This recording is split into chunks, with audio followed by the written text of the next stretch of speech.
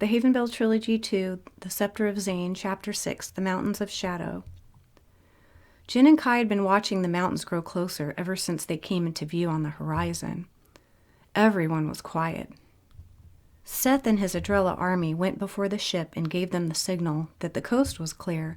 They landed and separated the army into 4 groups. Gon, search the left caverns with your troops. Jin, you and I will go to the right. The feathers are flying over the mountain's surface. Meet us back here on the shore after your search is complete. Gon led the first group. They entered the first cave carrying torches. It was dark, rank, and musty. They searched every inch of the first catacombs and found nothing. Think of all the people that were held as slaves here. I know, at least it turned out okay. Until now.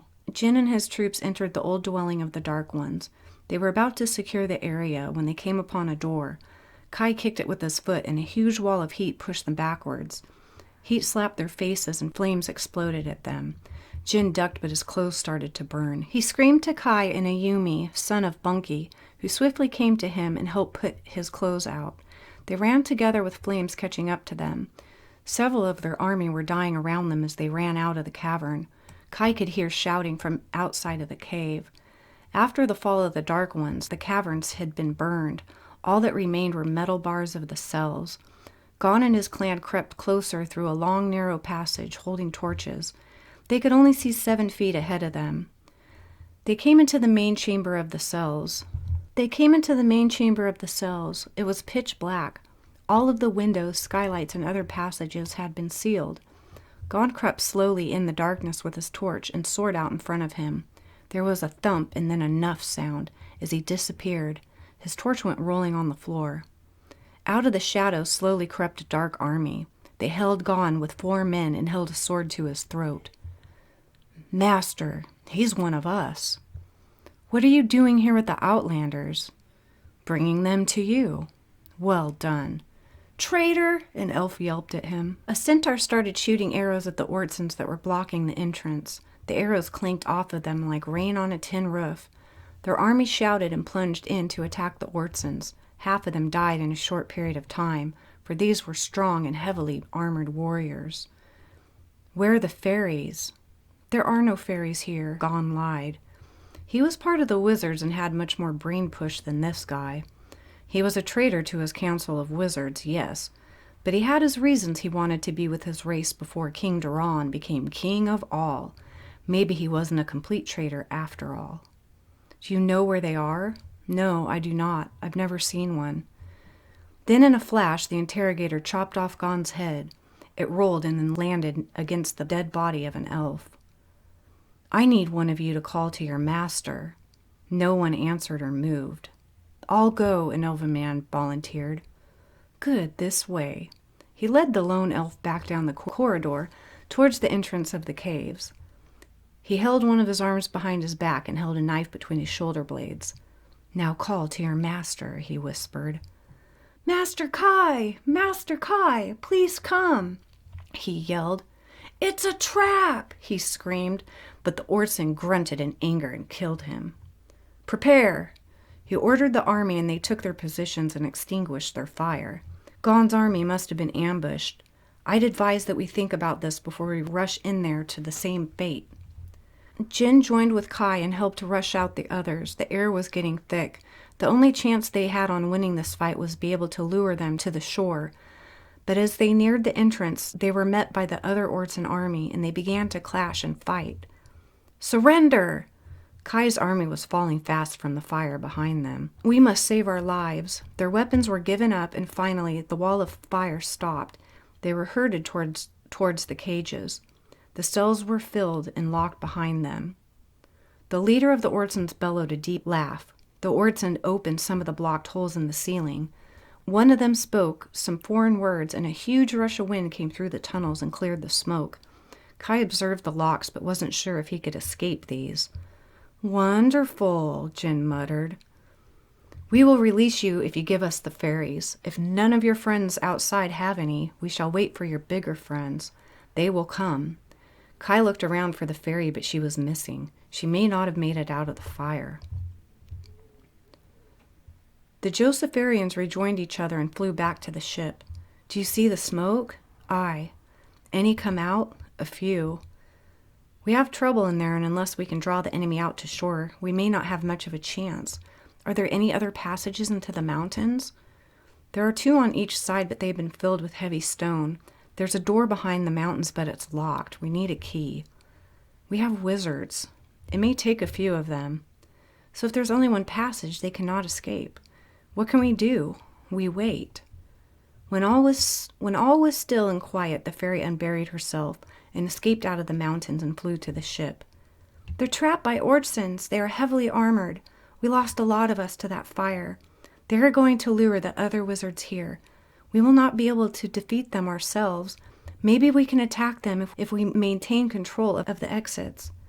This is the only one. The others are blocked and one needs a key. I have no key. She flew overboard to talk to the Adrella. A group of Ortsons had been assigned to leave the cave and speak to the creatures on the ship. When they came out together, those aboard the ship were notified. A group of feathers flew to meet them. We will release your friends if you surrender your fairies. The Adrella came out and began throwing blades at them. Then the Josepharians began shooting arrows and throwing air fans until the last man had fallen. My thoughts exactly. Do you think they will surrender for us? I don't know. It's more important that Duran is stopped than to send the wizards here to save us. There was a pool accessible to the sea inside of the mountains. Out of it began a bright pink glow.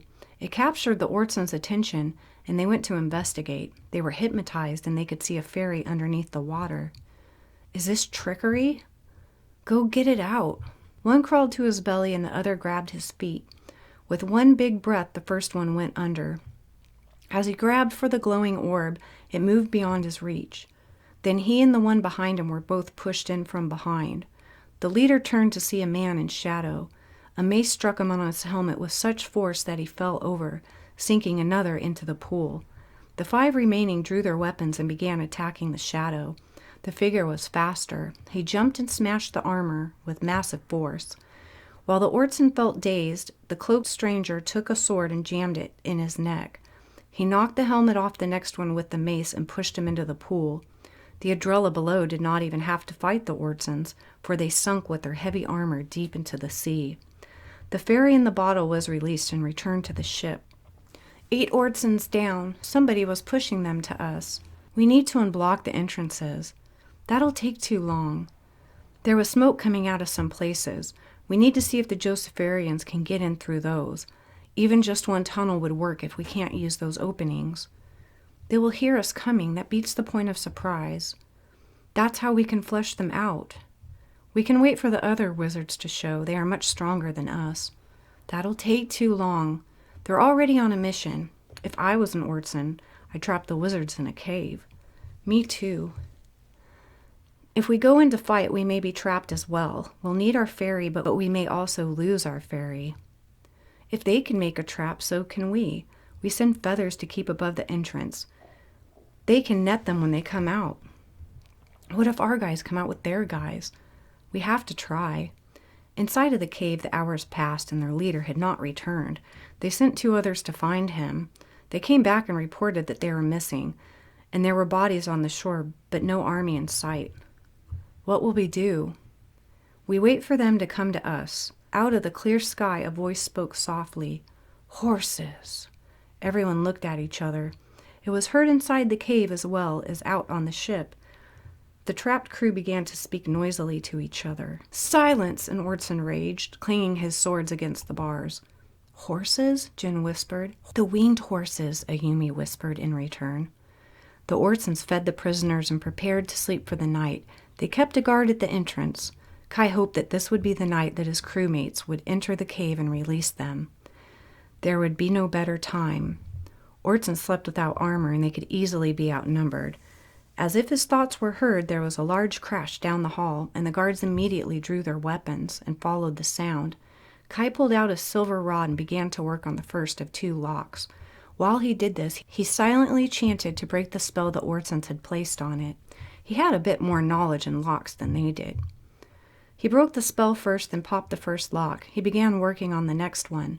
Jin quietly tapped Kai's shoulder and pointed to the corridor. In came not his crewmates, but a masked man wearing a cloak. He moved fast and silently. He took down all of the Ortsons with a mace and quickly unlocked their prison. They all came out of the cells. They armed themselves with whatever weapon they could find. Before Kai could question the stranger of the shadows, he raced back down the hall. Kai could have sworn he had seen a key around the stranger's neck, but he also felt the stranger had entered his mind.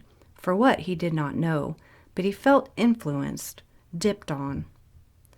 Upon the shore ship of the mountains, they began hollering at each other. A rush of men and women came flooding out of the cave. The feathers dropped the net on them before they realized there were no Ortsons among them. They were released and made their way back to the ship. What happened in there? Sure wasn't you guys. How long were you going to wait? We didn't want to get trapped too. You didn't send for the others, did you? We may have later if our attempts failed. What attempts? Jin commented. Any news from the others? We've been getting messages. The first one says he knows, and the second was horses. What do you make of it? It could mean many things, but it's not understandable being so vague. After each ship has looked over the land, we are to unite with the others under Josephera. How did you defeat the Ortsons? You could have come in and gave it a shot, Jin cackled. Some of them we do not know. A man or woman wrapped in black cloth defeated the Ortsons. Their identity and purpose is unknown. Whoever it is, they have mind powers, and before I could catch up to him, he was gone. Did you see this person come out of here?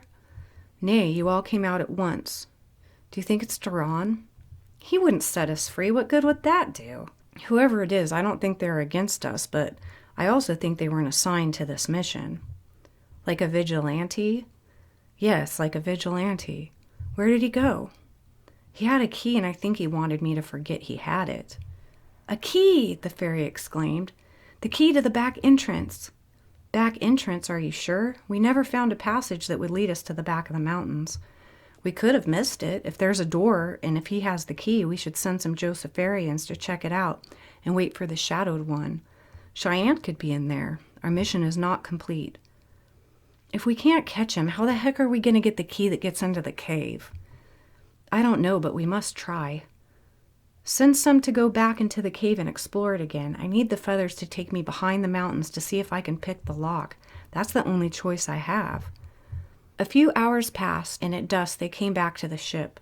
The cave searchers came back with nothing. Kai and the feathers came back last.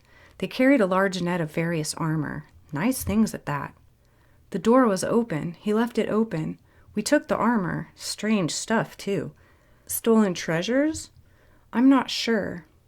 What if they come back for that and suddenly they don't like us anymore? They wouldn't leave it open then. He or she wanted us to know that the tri-breed is or is no longer there. We saw no ships, no boats anywhere. He has to be a Josepherian to beat us there. We must now sail back to meet the others.